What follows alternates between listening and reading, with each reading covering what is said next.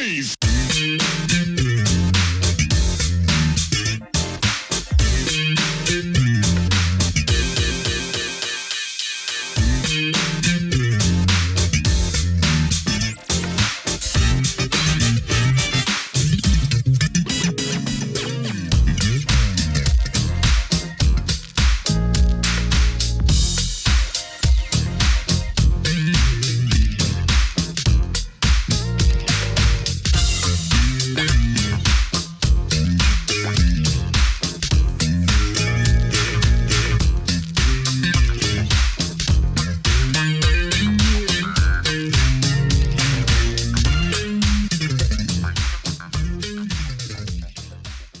Welcome to another edition of Truth and Rhythm. This is the interview show that gets deep in the pocket with contemporary music's foremost masters of the groove.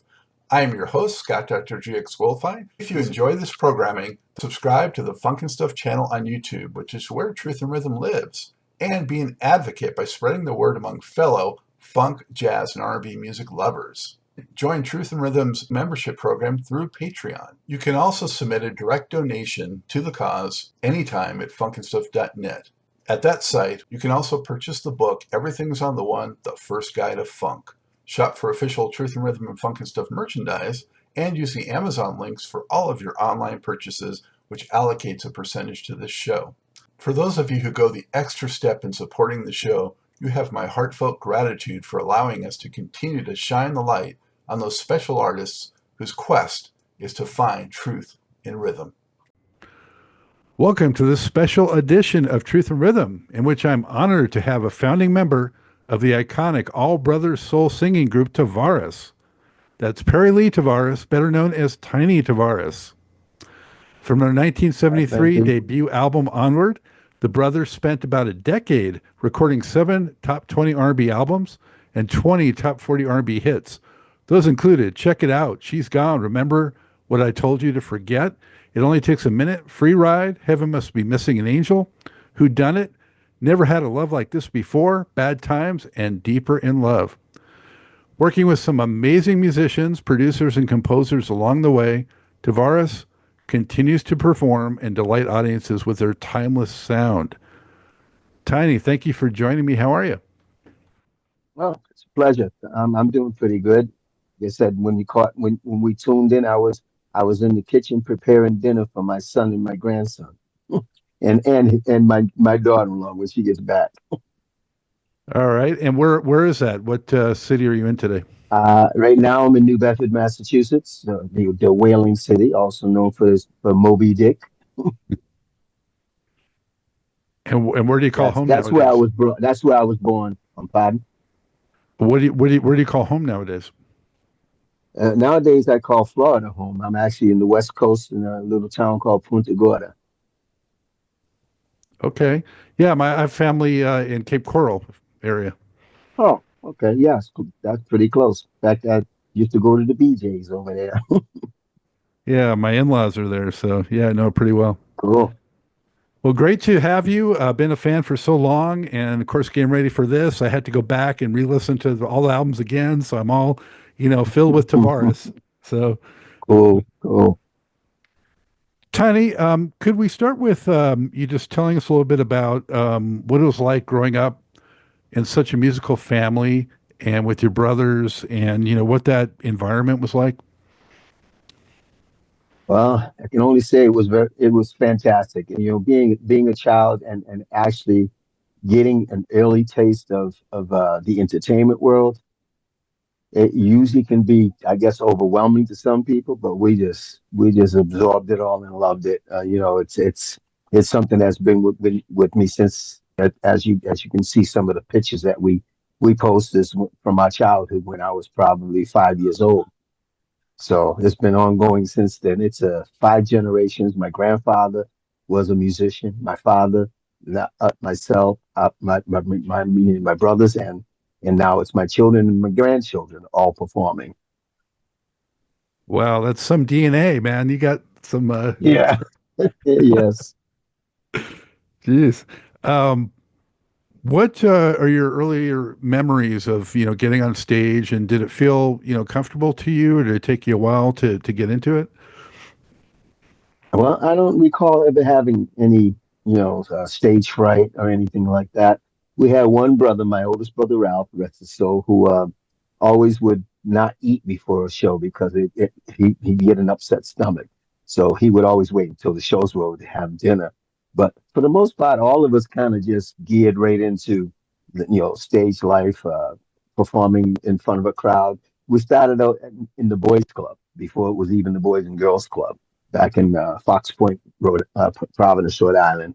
And yeah, it was back in those days. It was we do tumbling classes and we would do just different arts and crafts things, and we kind of sort of incorporated that into our performances.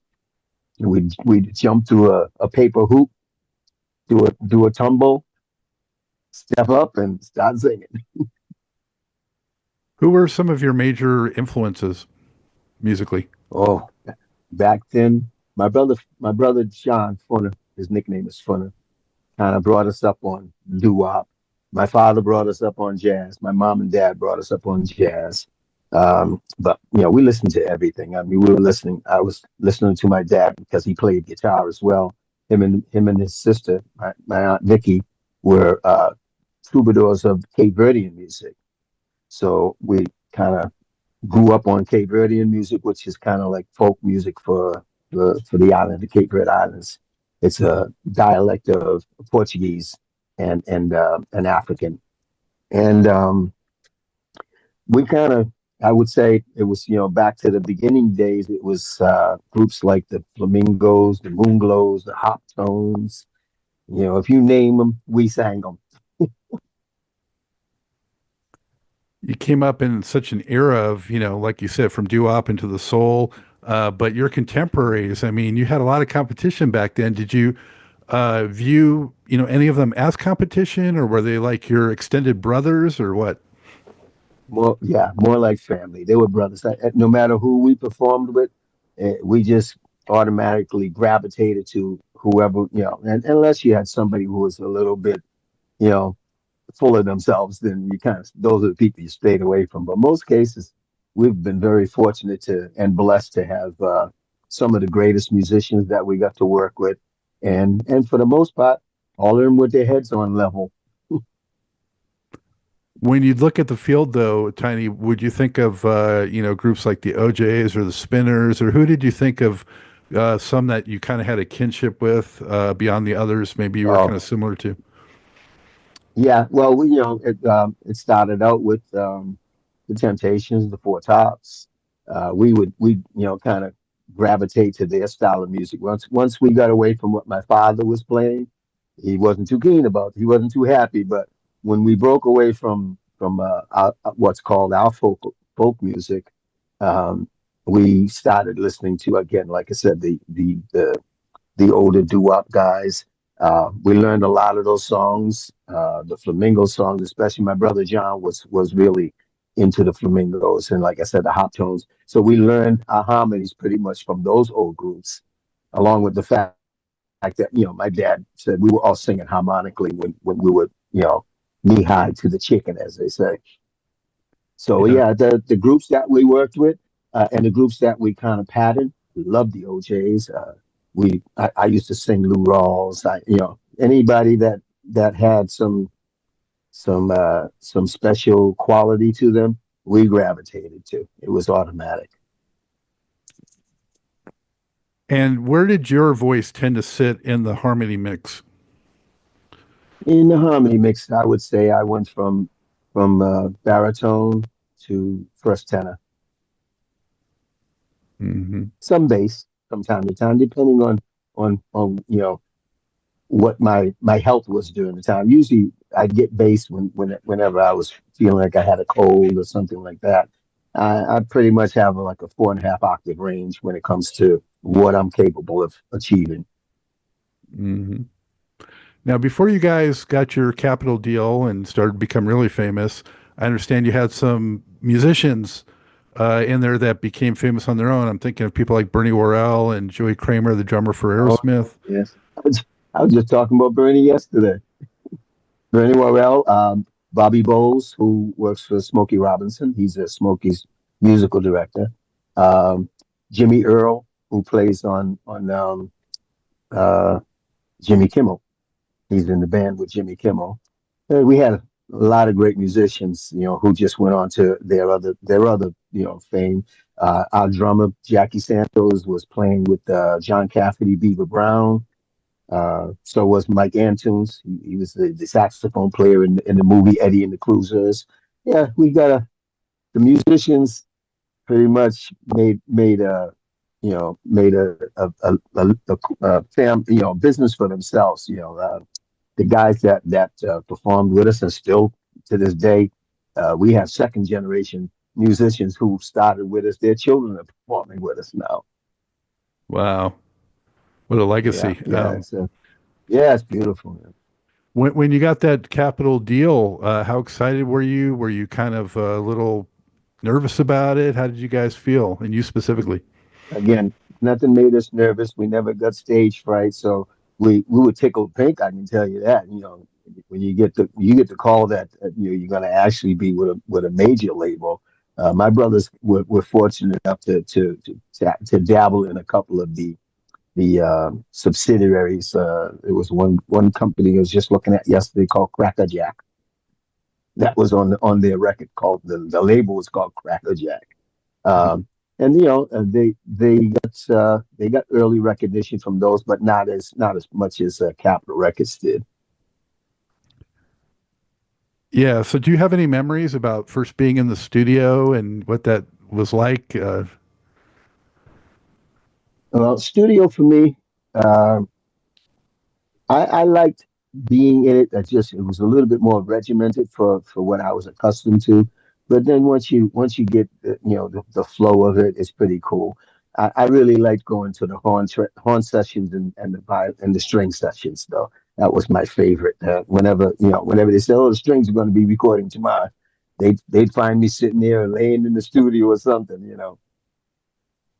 And you guys had great orchestration and arrangements, and they Oh, hooked you up right out of the gate with so many fantastic players and yeah, supporting yeah. cast. Yes, Check we It did. We Out had was a we had hit some right out of the great gate. producers. Yeah, we had some pretty great producers.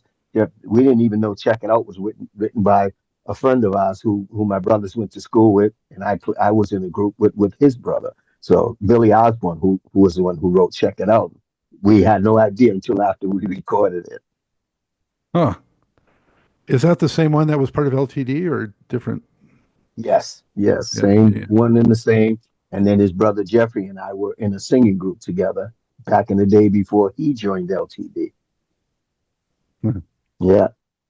Great memories, great times, and every time I look back on it, I can't help but be blessed and say, "Wow, that those things just don't happen to you every day." You know what I mean? There's some kind of a halo hanging over.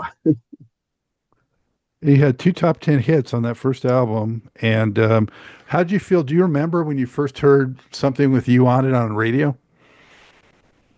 Again, elated, very excited over the fact that wow, that's us. It's when you hear it for the first time, you just want to run around and shout in the streets. I hope everybody's listening to this.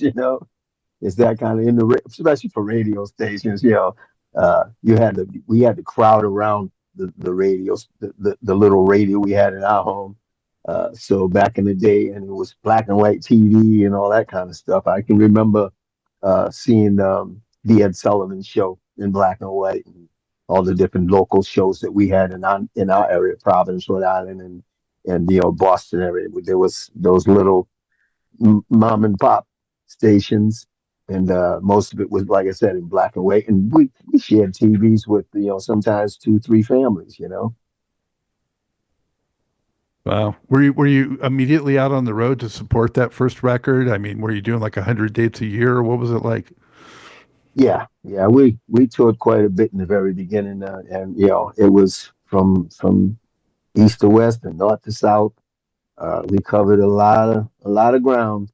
And then when we finally got to the point where we're actually, opening for some heavy duty headlines, uh, there was a whole lot of work, and you missed home. I think would have been the toughest part. And then when we started having children, it was really hard. Always having to leave the children behind. Today's artists take their kids with them. When did you first go overseas? Oh, first time overseas was the UK. Natalie Cole, like they had just had her hit for "This Will Be," I think, back in that time. That was one of the first major tours that we went overseas to do was in the UK with Natalie. And then the next time we went back, it was with Heat Wave. Um, then back in these older days now, we go back with the Temps and Tops. Uh, we've done shows with George McRae, you name it. We've been on it. The Tramps, the Blue Notes, Howard Melvin and the Blue Notes. Uh, we've kind of touched and rubbed elbows with just about everybody. I've had George McRae on the show, and Earl Young's been on the show, Oh, and cool. so yeah. Yeah. George and I will be on a cruise with him come February. We have a cruise, disco cruise that's he's going to be joining us on. I love being around George. He's a fun guy. Yeah, yeah. Um, so from that first to second album, Tiny, you guys had a major change in producers, and the sound really kind of changed and evolved. You went to the Potter Mhm. Lambert combination. Um, Right. yeah, how can you talk about that at all? That transition, that change in your sound? Well, it was more of a just a it was a change in genre to a certain extent, but it was still R&B. They were at the time doing songs for the Four Tops, which is why we re-recorded Remember What I Told You to Forget. We kind of stayed in the same field, pretty much on the same path. I think it more changed when we got into producers like Alan Abrahams and those artists. When we did the songs for Freddie Perrin, we kind of still were in the same vein. And Ken St. Louis, so Heaven Must Be Missing an Angel. That was about the only one that seemed like we were starting to step away into more top 40 Yeah. instead of R&B. But I will say though, from the first record to that second one, you started doing more up What's tempo your thoughts material. on it? You started doing more up tempo material. The Oh first yeah, record yeah. was really pretty much Right, all ballads and down tempo. So you right, brought right, you right. brought in, what you were doing from my perspective. Yep, Uh, yeah, yeah. I mean, In the City is a great album. I think it's mostly a change of what producers that came along as well. Capitol had a pretty good hand on changing direction and not getting too far fetched so that we weren't losing the following that we had already established. And Lorcan Arnold was behind the scenes. Yeah, The yes. Yeah. Did you get Yep. to interact with him much? Oh yeah, all the time. He would always show up and just watch us working in the studio. Whenever there was any function or parties, we always hung out. He was like a part of the family. They all were though. Freddie Perrin, uh, Rick Wyatt, Ken St. Louis, uh, Benjamin Wright was a great friend of ours. And again, I still communicate all the time with Dennis Lambert. Still in touch all the time. Mm. That In the City, though, I don't know if you heard me say, I thought it was a great album. It's one of my favorites. And it had your first number one with It Only Takes a Minute. So, I mean, you guys must have been on cloud nine when you hit the top like that. Yeah. It's again, every time you get to another pinnacle, you're just elated. We'd celebrate it and we'd go out and perform it. In fact, one time it only takes a minute. I think the first time we ever got to actually really rehearse it, and it was when we were at a TV show, and we actually set up. We actually, like brother Butch was in the back, the dressing room, you know, working on choreography. and we pretty much took that choreography right onto the stage at the television station. So thank God we were quick learners. Um, yeah, I mean, between the choreography and the outfits, I mean, that Hmm. was entertainment then, right? I mean, come on. Yeah, true, true. Things have changed a lot. Artists don't need to dress up anymore. They don't need to dress alike anymore.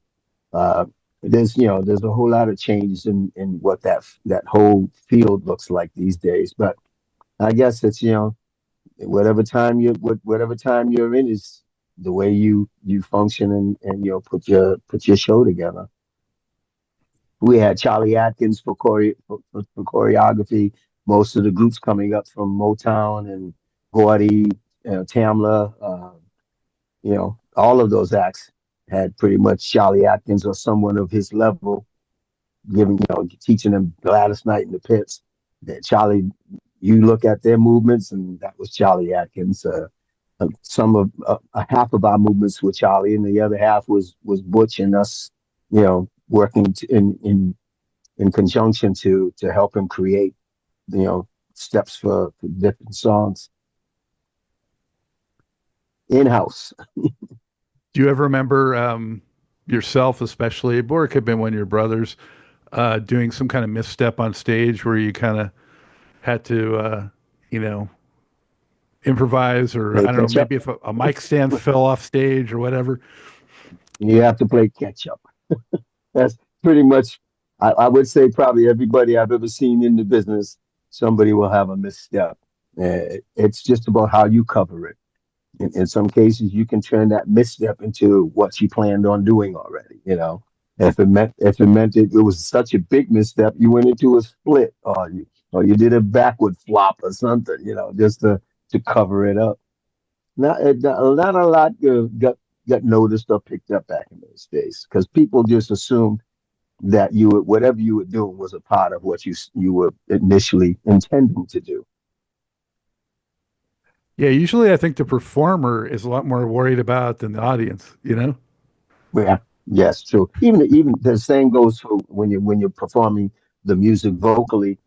Vocally, people, you know, they know what's going on the records for the most part, but they don't really they don't study it to the extent that if you missed a word or if you switched the word or if you change the harmonic in the vocal harmonies that those kind of things were only really picked up by us and the musicians.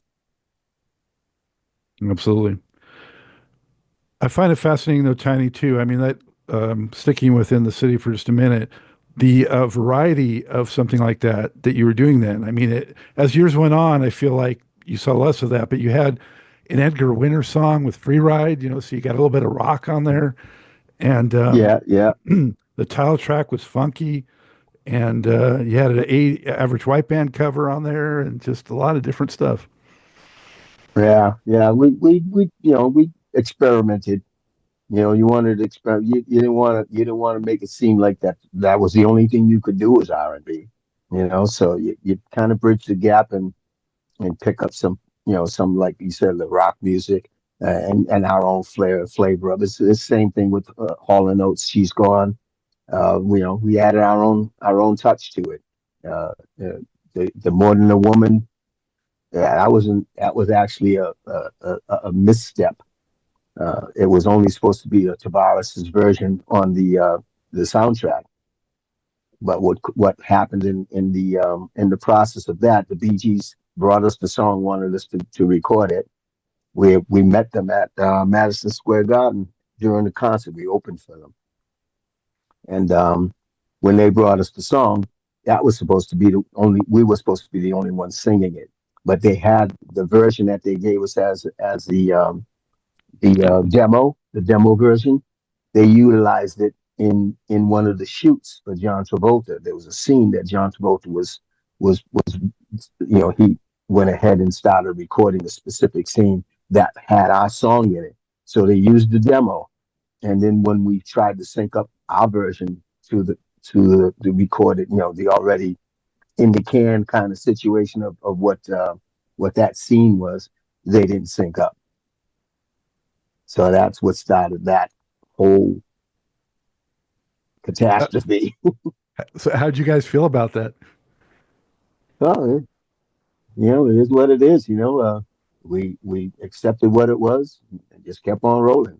They recreated another scene for our version. That other version stayed in the soundtrack, but it was part of the agreement. It would never be released as a single. Ours would still only be the only single. They created the scene that they showed our album. That was a part of the deal that when they had that faux pas. Hmm. Wow. It's amazing how things happen. Yeah, yeah, yeah. And she's gone. I don't know if people realize, how Hall Notes put it out and it didn't really do that much. And then you guys had a huge hit with Yeah, it. And then they brought it back yeah. again.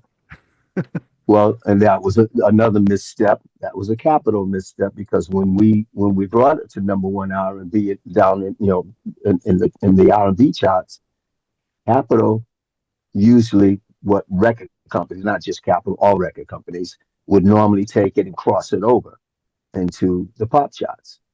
At that point, they didn't cross it over. Hall and Oates got wind of it and said, "Hey, time for us to re-release it." And then they got a hit out of it. They kind of pretty much knocked us out the box in the pop chart because it didn't cross over. Yeah, it is a little But unusual. They got to we all 50 got on the we all pop got chart, paid even though it's for it. number one on. Yeah, yeah, that's and again, sometimes just things happen that way. Anytime we used to run into them, they would thank us for the fact that we brought that to a point where they could reboost it. You guys ever happen to be on a show with them? Yeah, oh yeah, a couple of times. And like I said, whenever they ran into us, they were very very appreciative of the fact that we were first of all recorded this song and then brought it to the extent we brought it to, and then gave them the opportunity to bring it back out again because it did flop the first time out. Hmm. And And then, then actually, Lou Rawls did that song as well. oh, is that right? Yeah, and it pretty much we covered over his song, and then Hall and Oates covered over our song. Just I guess all is fair in love and war. Well, so Lou Rawls might think that he kind of set it up for you guys. Actually, we probably got the release date before he did, but when he came up with his, I think he felt he had enough steam for it to take off on its own. And in those days, it wasn't about the delivery; it was just about what DJs preferred. Some of the times they would go on our albums and play songs that hadn't even been released as a single yet, and that would kind of mix things and mess things up a little too. Everybody had their favorite. If you had your favorite song on the album, you kind of went with that. Yeah, as a listener, though, I would like that though when they would play the deep album cuts a lot of times too. Mm-hmm. But you guys did have a top 10 pop hit. I think is your biggest crossover was It Only Takes a Minute. It only takes a minute. Yeah, there's another great. Again, but it still kept us in the likes of our genre at that time as well. Um, it was, and like you said, when we switched from the ballads to the up tempos, it came along at the right time. I feel like that one in particular had a little bit of an OJ's type feel. You think? Yeah, like that kind of Philly Hmm. up tempo sound. Yeah, Yeah. I guess yeah, you could say it maybe mimicked a little bit. Definitely a change of pace with Whodunit. A little bit later, that was another number one, much more kind of bright R&B, catchy song. Yeah, yeah. Yeah, that was to me when we did Who Done It. It was kind of like you wanted to kind of put yourself in the mind of what's his name, Weird Hal Yankovic. Hal Yankovic would take a song and convert it. And stuff. We kind of felt like we converted the song into something else. But amazing how many people love that song. Yeah. It was a big, big, big push in New York City. If we went through New York City and didn't do that song, there was a lot of complaints. Really? Yeah, yeah, yeah. Wow. That was one of their favorites. Yeah, More Than a Woman, which you mentioned, I was surprised. I thought your version should have been a bigger hit for sure. Um, so that's too bad. But All in the timing. yeah, yeah. Never had a love like this before. Um, real hot mid-tempo track, a highlight, I would say. Mm, Was yeah, that? yeah. Yeah. I like that one. We still do it. We still perform that. I mean, half the songs you've mentioned are still in the show. Depending on the length of the show, sometimes we just can't get to all of them. Sometimes it can be a 20-minute set, and then there are nights it could be a 40-minute set. You get a little bit more of the songs that people really want to get into. And when we get to the hour and a half show, which is pretty much an evening with Tavares, we kind of get through all of them,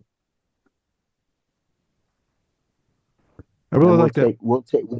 we're happy to Mm. take requests. That's cool. That Madam Butterfly album, though, I definitely like. It's another one of my favorites. That whole Mm, record. yeah, Um, and you had Bobby Martin producing on that one. yeah, yeah. Again, we went through a lot of producers in those days. It's hard to keep up with which ones were where, but yeah, we had some great producers. We had Johnny Bristol was on. There's so many different names. By the time you start counting them all, I know.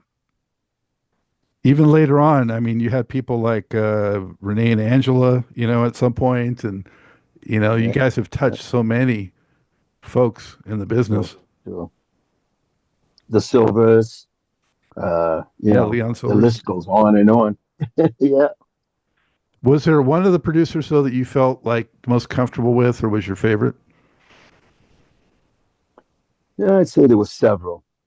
Alan Abrahams was really easy to work with. Lambert and Potter were very easy to work with. Benjamin Wright, Freddie Perrin, they were all, Rick Wyatt. When we did the thing for Freddie Perrin and Ken St. Louis, Kenny wasn't really around a lot, so we spent more time with Freddie Perrin. Um, I'd say I can't really think of one I didn't enjoy spending time with or getting to work with. How much say would But you how much say would you and your brothers have in the material that would make it onto the album? well, we'd have a lot to say. I mean, we first of all had to like whatever they were presenting, and if there was something that really we felt didn't fit us, we say, yeah, we'll pass on that one. If there was something that the company itself said, well, we'd really like to hear you guys at least try this one out. We'd give it a shot. Most of the cases, once you actually put your mind to it, just about anything can be converted to where you think you're gonna like what you hear. I'm sure there were times where you guys were like skeptical and they probably said, no, it's going to work. And then it did. You're like, okay, well, but Yeah, that happened on rare occasions. Yeah. did you guys feel like Heaven Must Be Missing an Angel was definitely going to be a hit? Yeah, yeah. I think right off the bat, once we heard the demo tracks and the rough cuts that they played for you, a lot of stuff didn't make it to the stage where we actually said, okay, yeah, we're going to actually put this one in the package. But you normally could, I think everybody, as far as our family was concerned, had an ear for what was had the potential to be a hit. A lot of the stuff they never even pushed. There were songs that I felt that should have been pushed that to this day people always ask for, and those are the ones you say, well, yeah, that's another one they could have made a hit out of. What's one or two examples of those so folks that are listening and watching can like go back and like, listen with fresh ears? Oh. You want me to dabble back to that, huh? Let me think. I would say, uh, "Turn Your Love Around" could have been pushed stronger. Um, we do it as a live, but we should have actually recorded it. That was a what's his name? George Benson song. There's the ones that we recorded that probably got slept. I would say would be songs like some of the titles. In the City was a song. It became an album title, but it never really got pushed. Um, Hardcore Poetry, it never really got pushed. Though, and the songs that were album titles, you would expect to get the most push. There weren't that many. That's true. Yeah. So if you look at all of those, Yeah. I must have thought enough of them made it the title of the album, but didn't push as a single. yeah. Well, I guess at that stage they were looking for something that had more of a catch to it, something that was going to maybe attract the ear and say, "Oh, well, that sounds interesting. Let me check that out." And you check it out, album. Let's check it out. And there were just certain ones that you say, "Well, how come you didn't push the song that was the title?" Later on, too, you guys started doing longer songs. They started stretching out to, I guess, because of the dance floor need. Um, but Mhm. you know, there's some discussion about Tavares, R&B and disco and this and that. I don't know if you care much about labels, but at its core, I mean, my thought is, Tavares was an R&B soul singing group, and then, some disco got in there because of the times. But I wouldn't say you Right. were a disco group, and I don't think it's fair to pigeonhole the band that Well, way. I'm glad you used that term because that's the way I felt about it too. To me, good music is good music. I like the approach that they take in Europe is that it's just good music. There's really no label put on it. It's just international. It's worldwide music. If it's good music, you play it on any channel.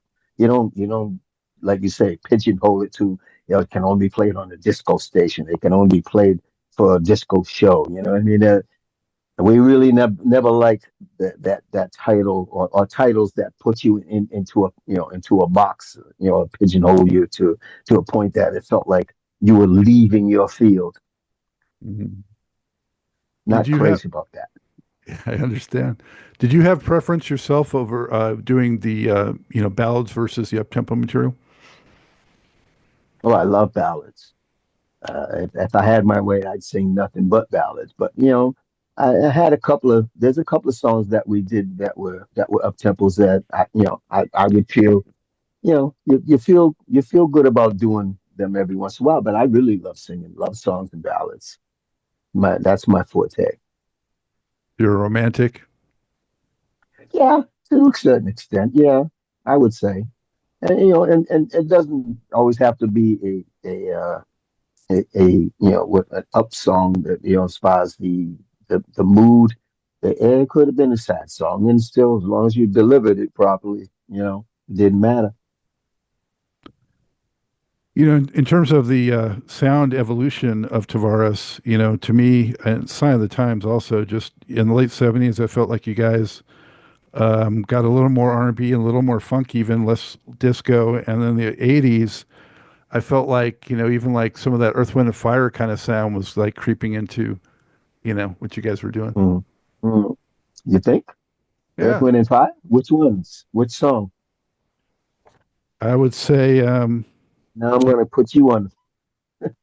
yeah, no,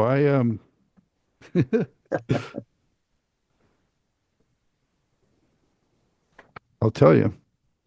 That was Yeah, here it is. like Like bad of that bad vein. times. Bad times. Oh, you thought Bad Times was Earth, Wind, and Fire? Really? A little Earth, Wind, and Fire kind of influence on that. Yeah.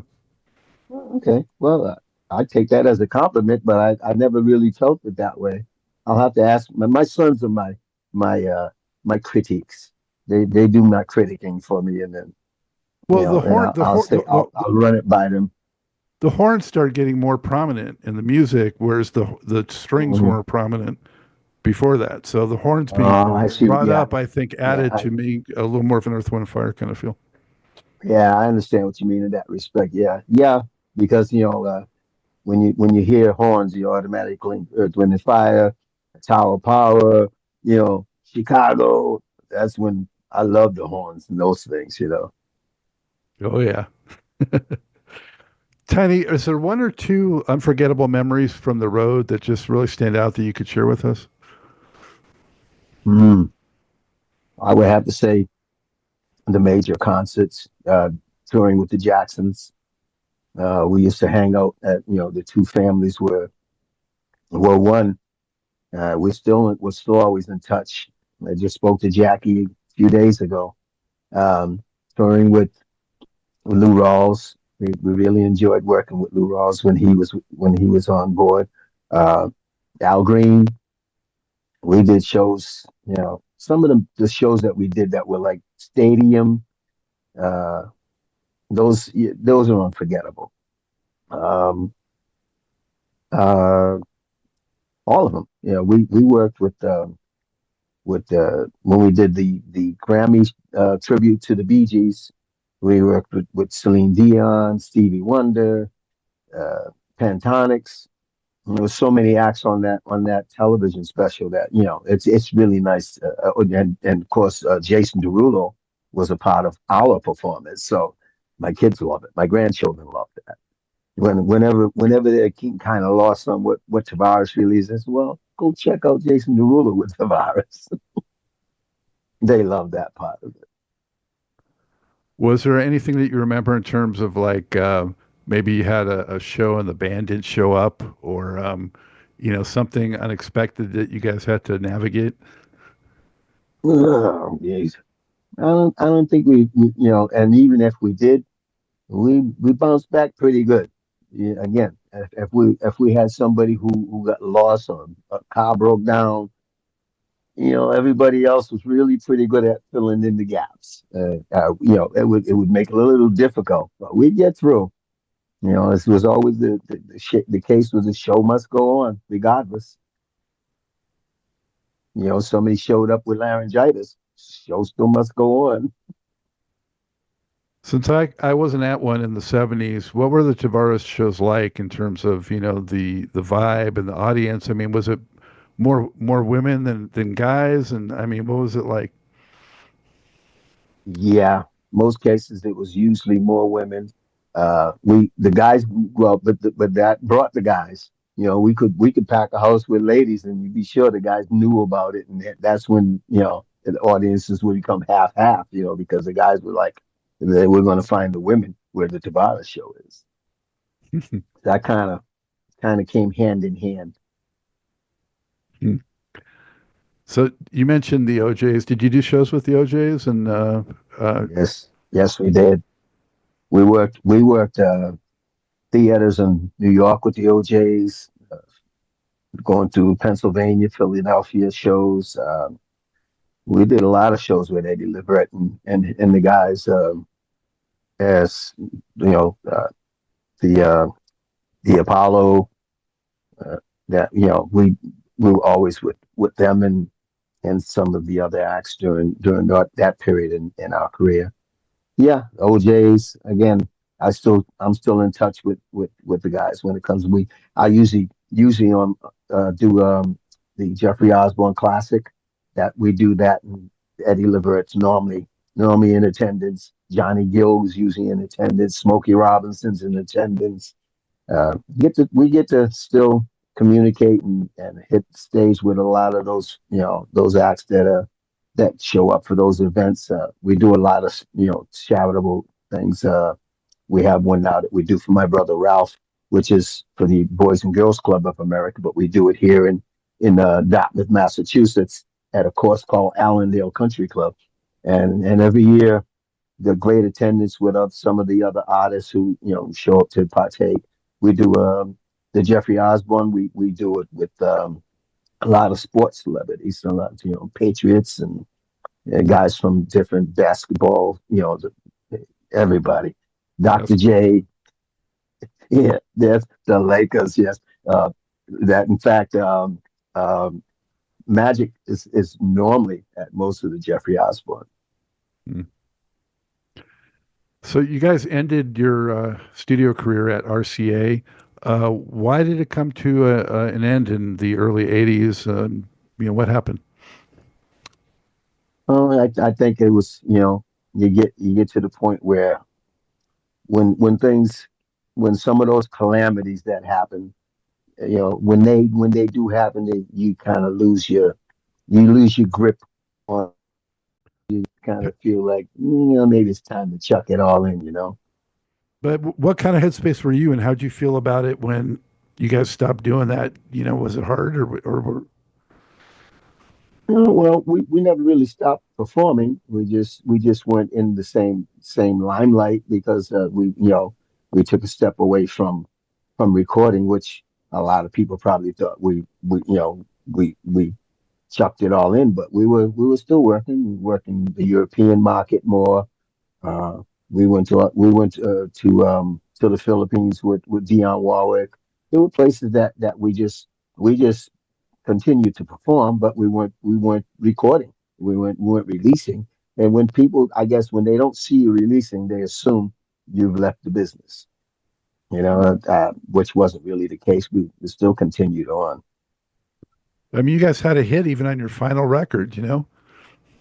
Yeah, yeah, yeah. And but again, and when you have a hit and the company's not really behind it, you're getting it off the steam of your off your the fact that you created that audience. You know what I mean? It's not something that you want the record company to drop out of sight on. And I think how RCA was kind of like, to me, was a misstep. I never wanted to leave Capitol Records. Yeah, they treated you guys well. You did so well there too for them. Yeah, Um, and then you went solo for a while, right? yeah. I did some solo work. Unbeknownst to most people, I was kind of forced into that, and I made the best of it and did what I needed to do to make ends meet. And things, turned around and came back in the other direction, and I came back and pretty much have taken the lead in a lot of steps with regard to the group these days. So it was time to come home. Yeah. So, and for uh, since I think 2009, you came back or something like that, or was it before then? Yeah, it was around that period. Yeah, Yeah. So since that 2008, time, have you 2009. have you been like doing shows every year, or what's been happening? Oh yeah, still performing. In fact, we just finished doing a show in the Poconos last Friday. Then we did another show in Brooklyn. I mean the Bronx. On that same weekend, we went from the Poconos to New York to do the show in the Bronx. We have another show we're doing, and actually leaving for, I don't know when you're airing this, but we'll be performing in New York again uh, tomorrow, which is for us, depending on when you post this, it's this Friday, tomorrow night. Yeah, that'll have passed, but as long as they can Yeah, see you in the coming year for sure. Yeah. yeah, oh yeah, we're getting around. Again, we're doing cruise ships. We still do the European market quite a bit. Um, well, if they Google it, they'll find it. We do the Netherlands. We do the UK. We did a beautiful show in Italy called what's that? The Suzuki Arena. It's actually the Colosseum, one of the Roman Colosseums. Got to look it up. It's really pretty cool. It felt Okay. like we were walking with we're like back in the days with gladiators. Gonna see Denzel there. Um, Yeah. uh, so before I let you go, Tiny, what would be your top five Tavares songs? What are your favorite five? I'll always check it out. It's number one for me because it was number one. Uh, and then Heaven Must Miss an Angel, More Than a Woman, Never Had a Love Like This Before, Whodunit. Um, I there's tons of them. It only takes a minute. Most of the songs that we still perform in the show are still some of my favorites. She's Gone. Okay. Um, I think you got six. So, I think I went past five. what about this? Might be a little harder. What would be your one or two albums that you're most proud of in the catalog? One or two most proud of. Let me think. I would still probably have to say the Check It Out album because it was the beginning. And mm, that's a hard one. Maybe Hardcore Poetry. I think some of the stones that were on that album got slept, as we would call it. There was songs that really didn't get promoted to the extent that that would have been a great album. All right. Well, then that's the one people need to go back to and listen with fresh ears again. Sounds like to Yeah, me. yes, yeah. Um, I tell people that we have a station on Spotify called This Is Tavares. He plays songs that I forgot we did. So that's the kind of thing you want to gear to. And if you want to hear an evening, spend like 6 hours with Tavares, pull that one in, and you'll see what I'm talking about. does that go all the way back to like Chubby and the Turnpikes, or It goes back. I don't think it goes that far back, but yeah, it goes back. It goes back to when we really started recording for the major labels. Yeah, and it'll give you some live performances too in there that actually do get songs that we didn't record, for Capitol or RCA. excellent? Well, there's a hot tip on Spotify for sure. Yeah. How would you like Tiny the group remembered and thought of as time goes on? Oh, hopefully we're never forgotten. I'm hoping that the fact that we've instituted bringing the second, it's not really the second generation to the public. They're the second generation, which is our sons and our grandchildren, third generation. But they're actually the fourth and fifth generation when you count it, my grandfather and my father's generation. So I'd like them to that people stay with our sound because we've got another generation to come.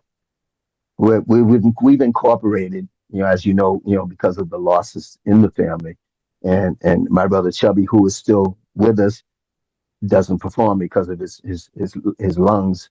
Um, we brought in the next generation, so it's something they need to tune into to see what's going on. That's fantastic. Reinforcements, here they are. Oh yeah, and they're all Tavares. My brother Pooch's son joins in. My son Marcus and my son Brent. You saw Marcus earlier before we started recording. They're all a part of the act now. That's great. Did you ever consider going with Tavares Brothers, or was it always just Tavares?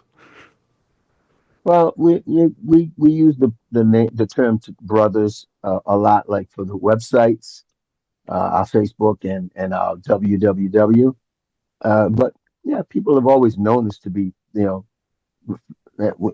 we were kids, they called us Flashers kids. That was my dad's stage name, Flash. Hmm. So we were Flashers kids when we first started. Then we were in all these other different groups that we formulated that on our own. When I was with Jeffrey Osborne, it was the Twilighters. We had a lot of different names and a lot of different acts, but we rounded back to being Flash's Kids Tavares again, and it's been that way ever since. Mhm. Wow. Hey, Tiny, thank you so much for sharing these stories and your history, and thank you so much for all the great music through the years.